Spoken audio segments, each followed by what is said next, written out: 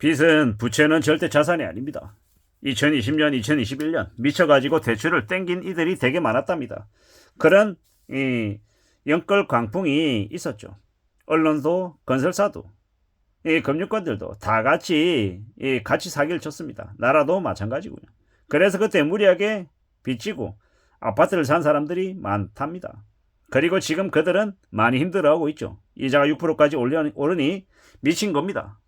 1% 후반대 대출 받았는데 지금 6%라고 하면 거의 3배 혹은 3.5배 이상이다 보니 미치는 겁니다.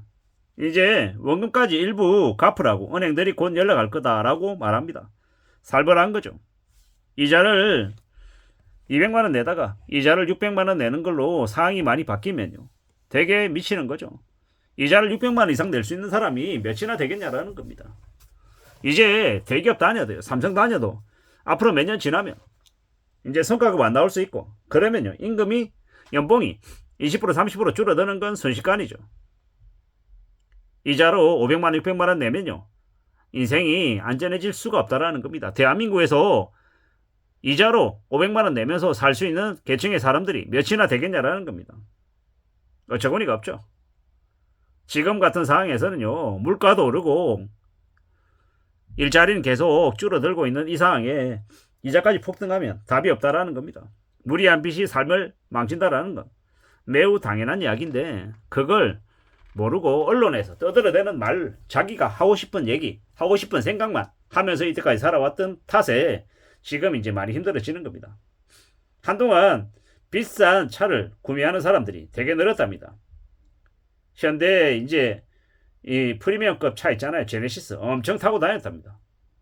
연봉은 많아봤자 한 4천에서 한 4,500 이내일 것 같은데 차값은 8천만원 1억짜리 차를 타고 다녔던 거예요. 연봉 5천 6천인데 차는 1억 5천짜리 차를 타고 다녀요. 과연 그게 감당이 가능한 수치일까? 좀 의구심이 들죠. 뭐 부모가 뭐 수백억대 자산가여서 매달 상가 건물에서 임대료가 월에 2천만원 3천만원 나오면 그래 배가 좀 아프긴 하지만 충분히 그럴 수 있다고 생각합니다. 왜? 자신의 생활 범위 안에서 한 거니까.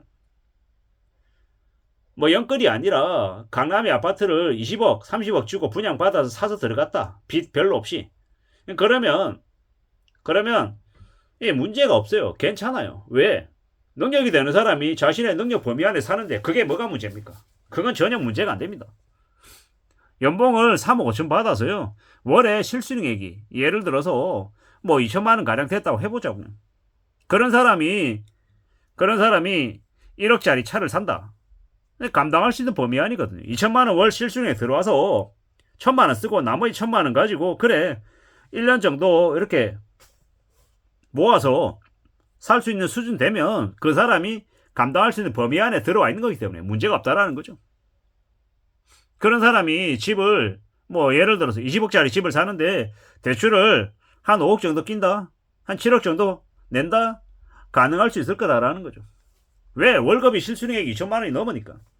자기가 생활하는 그 범위 안에서 원리금 내고도 생활이 가능하니까 괜찮다라는 거죠. 문제는 월 실수령액이 2천만 원이 아니라 실수령액이 300만 원밖에 안 되고 400만 원밖에 안 되는데 대출을 8억 내고 10억 내는 이들이 문제라는 겁니다.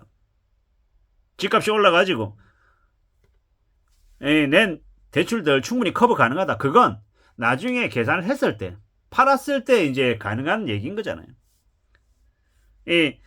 연끌해가지고 어느 시점에 파는 것도 가능하고 그 이자를 내고 원금을 내는 원리금을 내는 데 있어서 감당할 수 있는 범위 안에 있다라고 하면 충분히 괜찮다라는 겁니다. 문제가 아니다라는 거. 연끌이 아닌 이 능력 범위 안에서의 비싼 집을 사는 사람들은 부러움의 대상인 거지 문제가 되지 않는다라고 저는 생각하는 거죠. 자신의 생활 수준, 자신의 이제 소득 범위 내에서 판단해야 되는 것인데 그걸 무리하면 그게 곧 연끌이 되는 거고 그렇게 연끌하면 나중에 삶이 언제든지 뒤집어질 수 있다는 것. 특히나 지금 같은 시국에서는 더 어렵다라는 거죠. 보통의 사람들은요. 한국에서 빚을 한 2억 정도만 지어도 갚을 수 있는 시간이 매우 부족하고요. 보통 한 빚을 한 2억만 져도 평생을 살아가면서 빚을 다 갚을 수 있는 사람이 생각보다 많지 않다라는 겁니다. 살아있는 한 빚을 갚아야 되는데 도망갈 수 있는 게 아닌데 빚을 갚는 것조차도 엄청 도끼가 있어야 가능하다라는 겁니다. 못 갚으면 어떻게 됩니까? 빚이 계속 따라다니죠. 그리고 빚을 가지고 있는 대출자는요, 금융권들이 그의 사생활을 다 열어봅니다. 카드 내역 살펴보고 월급 얼마 받는지 보고 어디 가서 어떤 활동을 하면서 무슨 짓을 하는지 다 까봅니다. 왜? 그러지 않으면 이 사람이 대출을 냈는데 빚 안 갚고 연체해버리고 파산해버리면 은행 입장에서는 채권이 부실이 되니까 그걸 막기 위해서 모든 정보들을 다 까본다라는 겁니다. 그 대출자의 동의 아래 말입니다. 이게 현실입니다. 되게 무서운 불쌍한 인생이 될 수 있죠. 빚을 내서가 아니라 빚을 내고 못 갚았을 때 말입니다.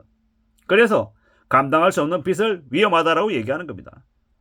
근데 감당할 수 있는 빚이다, 감당할 수 없는 빚이다, 이걸 분별하는 것조차도 보통의 사람에게는 쉽지 않은 것이기 때문에 되도록이면 빚을 지지 말자라고 얘기하는 거고, 그 말을 좀 선언적으로 좀 세게 얘기하다 보니까 빚 절대 지지 말라 이렇게 얘기하는 겁니다. 근데 빚을 아예 살아가면서 안 낼 수는 없는 거고, 필요한 경우에는 적절하게 활용할 필요는 분명히 있다. 근데 정말 그 빚을 내는 건 최소로 해야 되는 거지.